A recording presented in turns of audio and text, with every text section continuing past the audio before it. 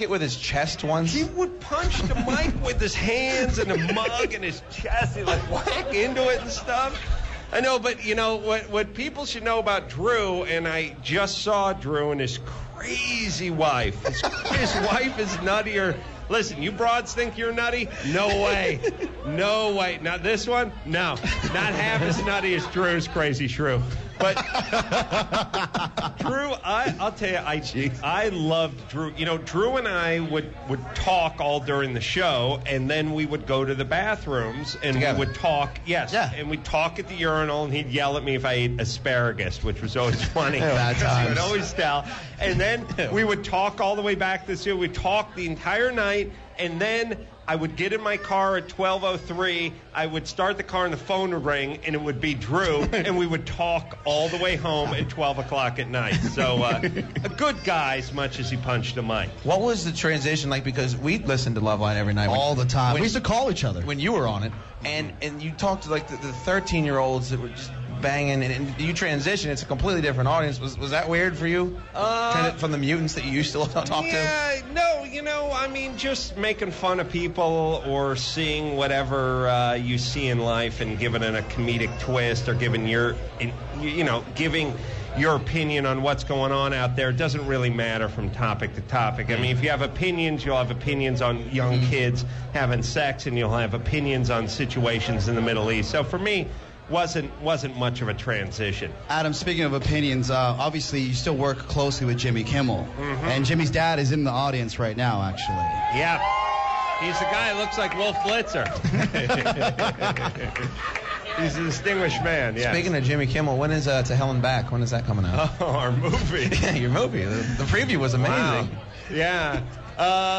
Jesus Christ. Let's see. Yeah, Jimmy and I have actually wow, I'm trying to think of all the irons we have in the fire with the last time we talked to you, this is the deal. We were in Baltimore at the time, and before then we were in D.C. And we're like, hey, you know, we got the show going on. Lisa Warden was our program director at that point. Really? She's Yeah. back at K-Rock now. Right. And you said, hey, you know, Jimmy and I got a billion things happening, but not you guys. Just Jimmy and I.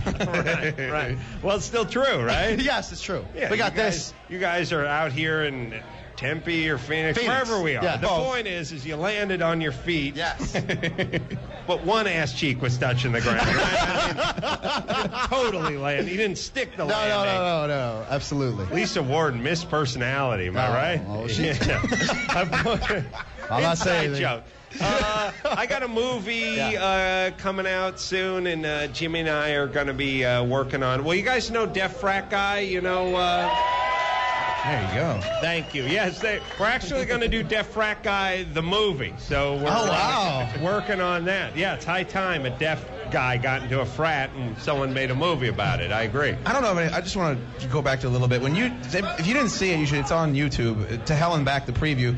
Adam's naked and in hell. Were you actually, when you wrapped your legs around that dude's face, did you have anything on at all? Because it was very graphic. You know, when you get naked, if you guys ever get naked for TV, they give you these little dance underpants, which are skin tone and half the size of a Speedo. They're essentially not attractive. Not attractive. You look better naked than you look in a crazy banana hammock with a thong back, right? in a weird, eerie flesh tone, you know? So you wear one of those, and then you try to do a bunch of stunts with a guy that's supposed to be Saddam Hussein, except for he doesn't know what's going on because he's just an extra, and the next thing you know, I'm tackling him with my groin. Yeah, you have to go to YouTube to watch this thing, but it was a nightmare to do. So the guy that you actually were assaulting, because you fought Hitler, didn't you? I fought Hitler, Rick Springfield. Knocked his head off. I knocked Hitler's head off. Rick Springfield attacked me with a guitar. I don't know why. I think it's the only celebrity we could get to do it. And then Osama bin Laden was the other guy. Adam Carolla, great American hero. Thank you. I agree with that.